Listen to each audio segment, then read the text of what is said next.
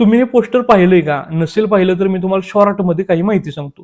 हे पोस्टर आहे शहाजीराजे या अपकमिंग फिल्मचं, जी 2027 मध्ये रिलीज होणार आहे. महत्वाची गोष्ट ही आहे की हा चित्रपट डिरेक्ट करणार आहेत संतोष डावकर सर. तेच संतोष डावकर सर ज्यांनी गोंधळ ही फिल्म डिरेक्ट केली होती आणि गोंधळ या फिल्म मध्ये काय लेवलचं पीक डिटेलिंग केलं होतं हे जर तुम्हाला पाहायचं असेल तर खाली जी तुम्हाला व्हिडिओची लिंक दिसते त्या लिंकवर क्लिक करा. मी एक एक फ्रेम पॉज करून छोट्या छोट्या गोष्टीवर काय लेवलचं काम केलंय, किती कष्ट केले ते तुम्हाला डिटेलमध्ये सांगितलंय. शहाजीराजे हे पोस्टर पाहिल्यानंतर काही लोकांच्या अशा कमेंट होत्या की हा चित्रपट नेमका मराठीमध्ये असणार आहे की हिंदीमध्ये असणार आहे. काही लोक म्हणत होते की शहाजीराजेंच्या भूमिकेमध्ये विकी कौशल आहेत का, कारण त्या पोस्टरमध्ये जो चेहरा दिसतोय आपल्याला शहाजीराजेंच्या भूमिकेमध्ये तो विकी कौशल सारखा दिसतोय. याबद्दल विचारणा करण्यासाठी जेव्हा मी संतोष डावकर यांना मी संपर्क साधला तेव्हा त्यांनी सांगितलं की हा चित्रपट मराठीमध्ये असणार आहे आणि हा चित्रपट इतर 6 भाषेमध्ये डब करून रिलीज केला जाणार आहे. आणि विकी कौशलच्या कास्टिंग बद्दल त्यांनी सांगितलं की जेव्हा योग्य वेळ येईल तेव्हा ती संपूर्ण चित्रपटाची कास्टिंग प्रेक्षकांच्या समोर नक्कीच घेऊन येतील. परंतु आणखीन एक महत्वाची गोष्ट त्यांनी मला सांगितली ती म्हणजे हा चित्रपट ते कोणत्याही टिपिकल बॉलिवूड फॉर्म्युल्यामध्ये फिट करण्याचा प्रयत्न करणार